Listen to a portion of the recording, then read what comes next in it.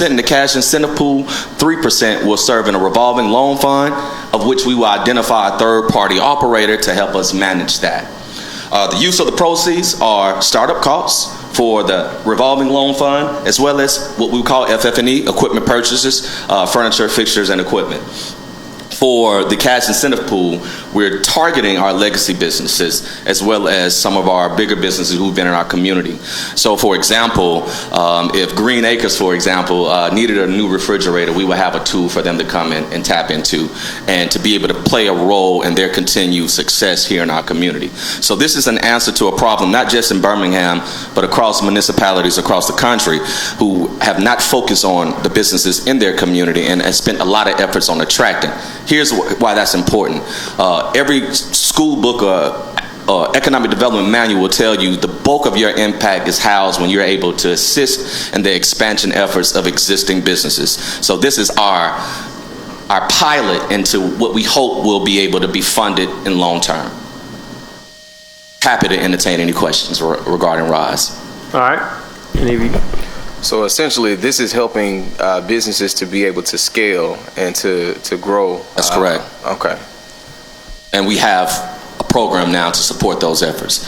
A lot of times, you know, I can tell you, I get more calls from existing businesses looking for help from the municipality versus the incentives that we are able to offer through abatements for attracting the industry. This is an answer to that. And we've never had anything in place to... Not from an incentive standpoint. And again, Birmingham is no different from many communities across the country. You know, it's easier, or rather, it's more attractive to have a big win when you bring in, an Amazon or a Google. That's you know, easy to write about. But what about, you know, Brassfield and Goree and their expansion efforts, or the local coffee shop that's owned by one entrepreneur who just needs to be able to hire an additional staff? What role do we play in that conversation? And we think this tool can allow us to play a significant one.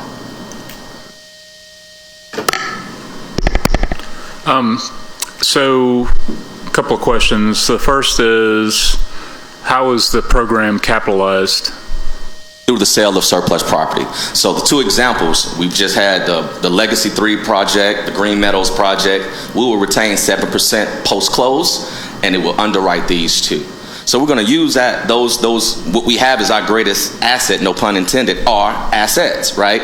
And as we are targeting the blighted, the brownfield, and the real estate holdings that have the greatest opportunity to be redeveloped, as those are liquidated, we want to underwrite something that we can use to scale and assist our existing business community. So what about startup or seed funding?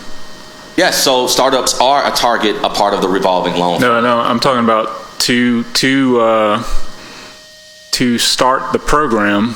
Mm-hmm. You know, unless you have a sale of an asset that is already, you know, in the works, right, and there's 7% is going to represent a significant amount to get this program going. That's right. Okay, that's one avenue. Right. The other avenue is that, you know, funding be provided to start this up to then... Our goal was to leverage what we believe is our biggest opportunity, and that being the redeployment of our surplus property. So we have 2 transactions that are pending close that will underwrite it with your approval. So with the affirmative vote on the council, we will have 2 transactions totaling $2.7 million. We will retain 7% of that to jumpstart the program. Okay. And quite candidly, Councilman, we have a lot of other real estate transactions that we're entertaining that could really jumpstart this program further. Okay, so my second question is that is this going to be managed by a third party? Because I would assume only the revolving loan fund partnership, and it will be ideally with a partner the city is already comfortable with and already has experience with. I won't divulge that name because I don't want to be presumptuous that this will pass. I'm hopeful that it will, but we are targeting entities like Citizens Trust Bank, the Birmingham Business Resource Center as third-party providers, both of which we have experience with and are already proving themselves to be viable partnerships. And that's the reason the why revolving we loan need fund. the amendment 772. Correct. Yeah, okay. All right. All right, so when you're talking about the 4% cash, 3% revolving loan fund, you're talking about that's how the split out is going That's to be correct. from the 7 of the excess surplus property, right? Yes, sir. Is that what you? That's correct. Okay. And then when you say 4% cash, that's just if a business needs cash for any reason, whether that's hiring another employee. We're excluding working capital as a use of proceeds. Okay. We are And- targeting those real, well, whether it's payroll, whether it's to hire, and some would state that could still be interpretive working capital, but we're going to be very intentional in the documentation of what the use of the proceeds are.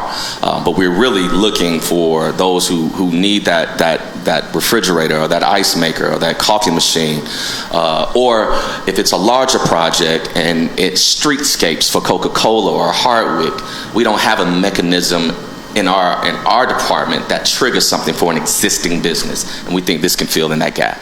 Okay, and so it's a low interest loan, correct?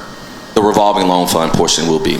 But the 4% cash is just, That will be an incentive, no different from Okay. any incentive we already have. We just Okay. now have something specifically for existing businesses. okay.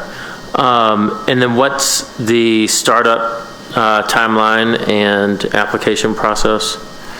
Well, with an affirmative vote on Tuesday, the program, we will build out the administrative responsibilities associated with it.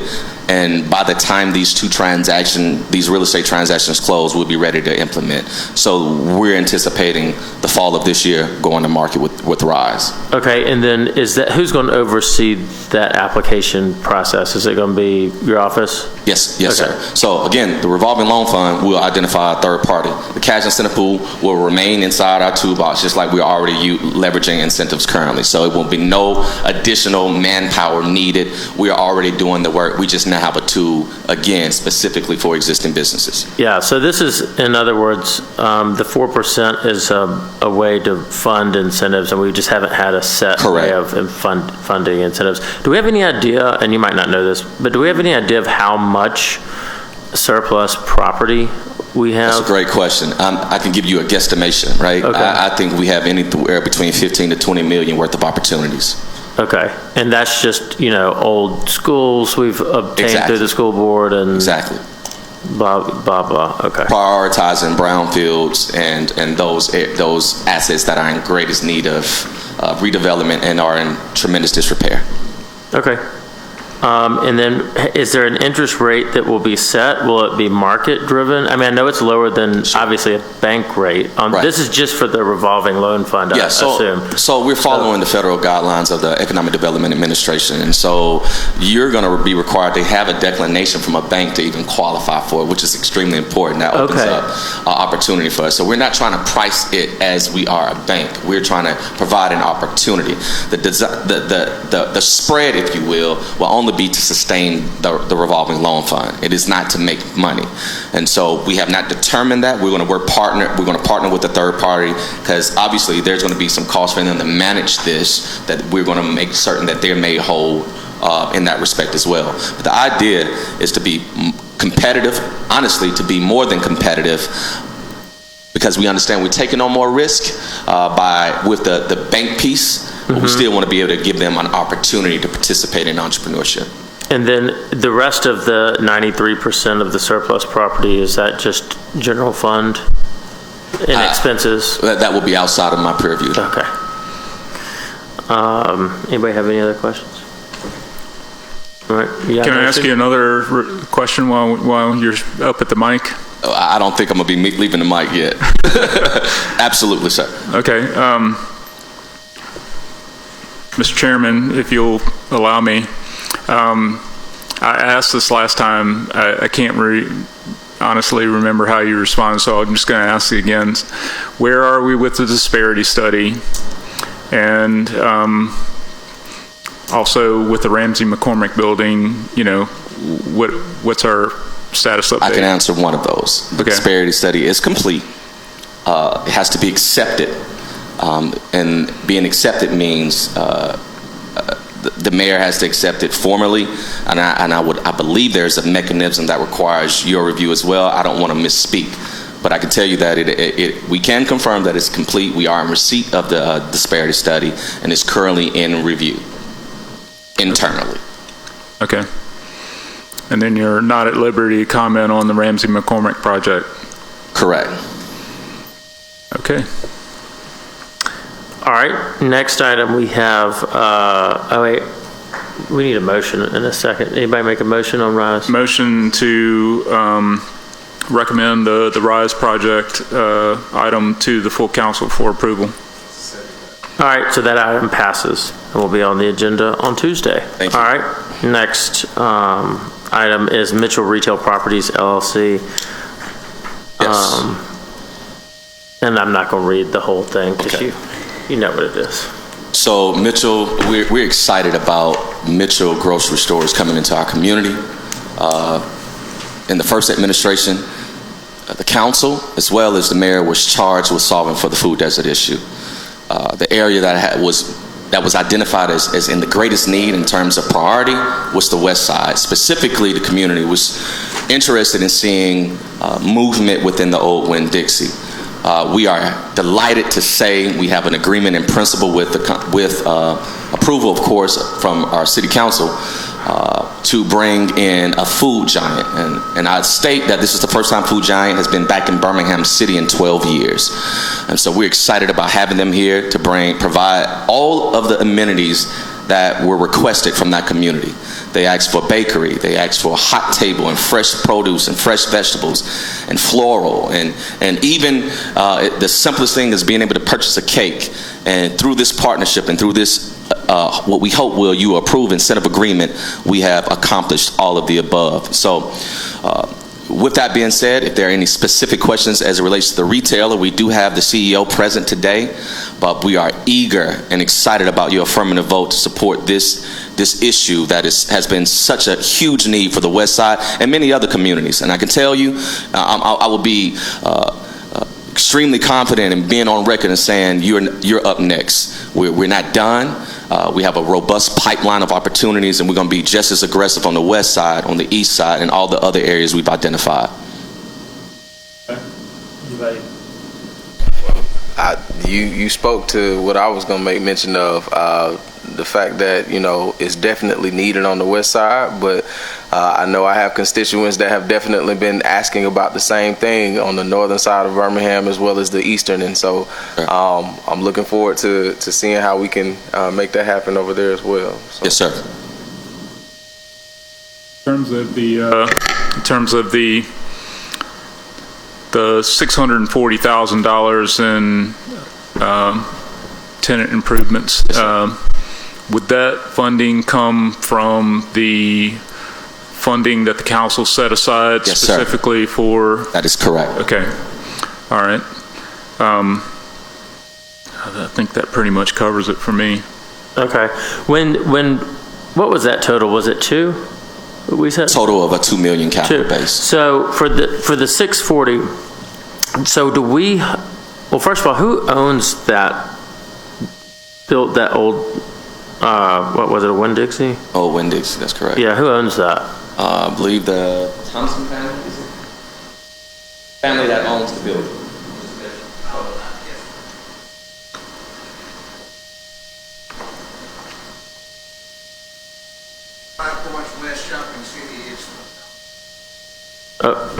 Okay.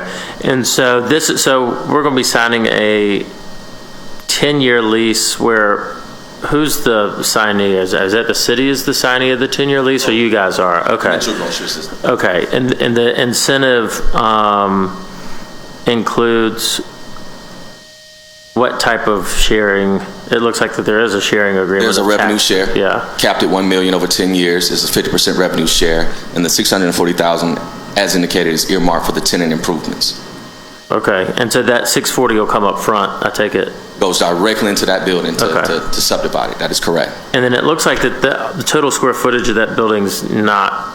It is 50,000 square feet. We're cutting the store in half to 25,000 square feet to have a market for today's model of grocery. Okay, and then do we have or I guess, is the other 50% someone else's cross to bear, or do we have plan, is the other 50% the owner's cross to bear, or do we have plans on something to do with that other 50%? That would be the owner.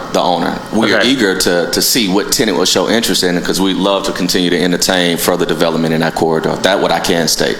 Okay, and then so our cost sharing is 50% revenue. Can you walk me through how that works, just because I'm not familiar? Like, so all of the revenue from sales taxes, 50% is, Yeah, it's the same. It's the same instead program that we've Okay. been doing for decades. This one is no different from what some of the other grocery stores have been offered in terms of revenue shares. It's the same mechanism, but yes, it is a revenue share in the sales tax. and then that's capped too, though, right? That is capped. That is correct. Okay.